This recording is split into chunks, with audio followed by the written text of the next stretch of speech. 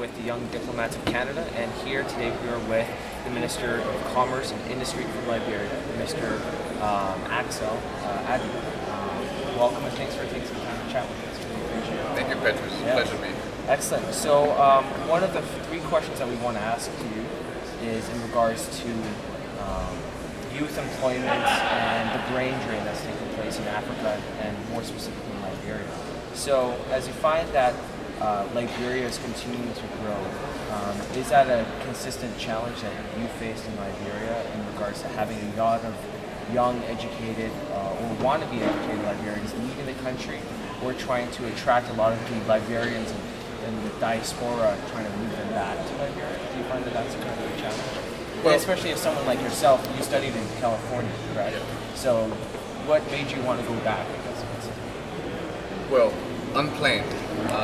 I arrived in Liberia in 2005 and was moved by the energy that was on the ground of rebuilding the country after 2 decades of war. And I felt it was part of my responsibility to contribute to that development agenda. So I moved home. And there are several friends of mine and people like myself who actually went to visit and also felt that it was part of our collective responsibility to move back home. But there is a huge education deficit in Liberia because we have a situation when you've had civil conflict for such a prolonged period of time. It does have an impact on the education system. It does take a long time to really get that system back on track. So all the investment pre-war years sort of go to waste. We are struggling today to get that system revitalized. The average Liberian, about 63% of our population, is about it's under 25. What this means is the average young person in Liberia has had an interrupted education experience. The most critical years of their education experience has been faced with the challenges of conflict. And so we have on our hands the majority of the population that are eager to learn, but with limited resources, we have not been able to really get the institutions back online in a timely fashion to really meet that demand. We also have lost a lot of our seasoned instructors. It's not only just the system, but those that manage and operated the system. A lot of the instructors, either left the country. A lot of them have retired, and so education is a huge challenge for us. As a government, we've made that a priority.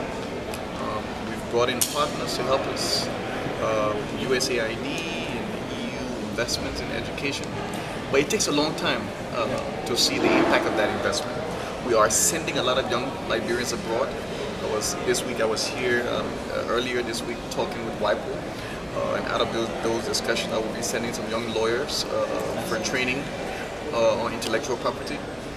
So the gap is huge, and I think we're tapping into the Liberian diaspora returning home, but we still have a huge education deficit, especially when we have huge investments that require certain human capacity to be available, skilled labor to be available to meet those demands that come with those investments.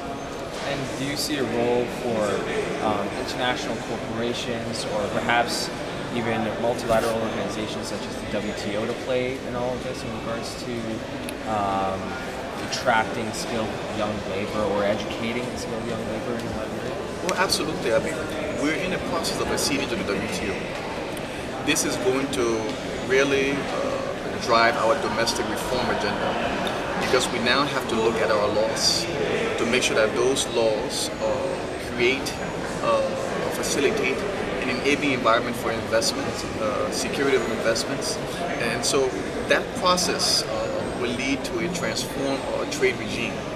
It is also useful because it will be attracting investors in non-traditional ways. They come with their expertise, so it increases the potential for knowledge transfer. It creates opportunities for Liberians to be sent abroad for training. One good example is, in the mining sector, we have two major investors in the mining sector, ArcelorMittal and China Union. They require geologists They require mining engineers. Through those arrangements, the agreements we now sign has capacity development as part of those concession agreements. So we're now sending young people abroad to come back to be able to work in those sectors. Same thing for oil and gas. We're currently in exploration phase, but as we go through that process, we're sending Liberians abroad to be trained with the hope that they will be absorbed in those sectors. But the deficit is quite still large. In the services sector, financial services, we have more and more banks opening up in Liberia, providing diverse products for a growing market. Having young people that can work in that sector is important. So training Liberian bankers, training lawyers. I work in a ministry where we have a huge deficit of economists. Oh, wow. And ideally we would like to establish a program where we send Liberians abroad who've had their first year in economics to be trained to get their masters. We currently have actually 2 interns, one working in the WTO that is helping out on our accession process, and another one working at the ITC is working on the legal aspect of the accession process, with the hope that those interns will come out of that experience and be a part of the ministry to help with that transformation. Excellent. Well, thank you so much for speaking to that issue. Shall we proceed with another question? Yes, for sure. Excellent. Cool. I guess, would you like to ask one of the questions in regards to? Okay. So you're kind of the expert when it comes to medical related. Yeah. Perfect. So again, thank you for taking the time. So our second question, or second out of our 3 questions, has to do with the Ebola outbreak and the projected implications on trade. And do you see it already affecting the agricultural sector with regards to public perception and the fear of actually going outside and working? Has there been an effect so far, or do you foresee one? The Ebola effect is very, very visible. It's quite immediate. A few months ago, we were projecting our GDP at about 5.9%. We've had to readjust that to a little bit under 3%. We see the direct impact in our 2 areas.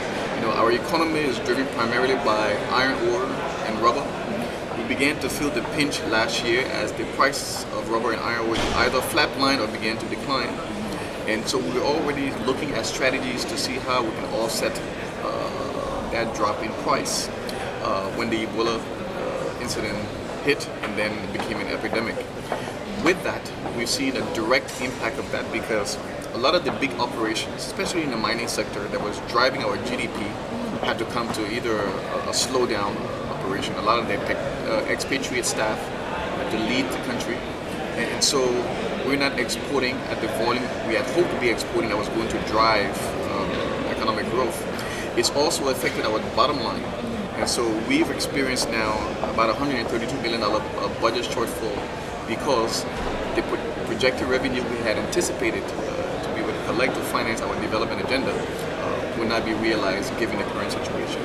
Domestically, agriculture sector is also hit. One of the key areas most affected is Lofa County, which is the breadbasket of Liberia. And so with that, farmers' ability to harvest, the impact on transport, getting commodities to market, all of this has been affected, and it's also driving the price of domestic commodities. Because of the regional dimension